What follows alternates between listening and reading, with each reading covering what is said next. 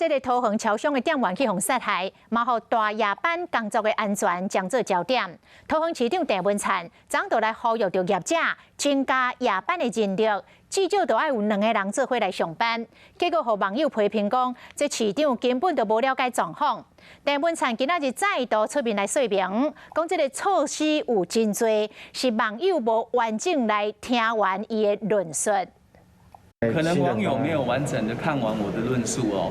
那我想，我特别针对4大超商夜间工作的安全，那么我们多半都有设巡逻箱。那我们也希望将来这个见警率我们要再提高。那我们也协调守望相助队，那么协助做夜间的巡逻。那目的都是希望社区能够安全。 那针对这个防疫期间戴口罩的要求，那我也特别呼吁说，因为都有设置警语，那同时有的有做广播，那因此店员可以不必这个再提醒这个顾客。我想这个部分也是确保不必要的冲突减少这可能的风险。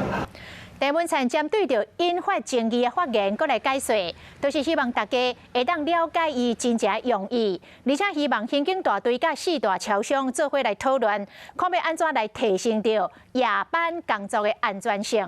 市长讲，只要是有帮助的方案，市政府拢会全力支持。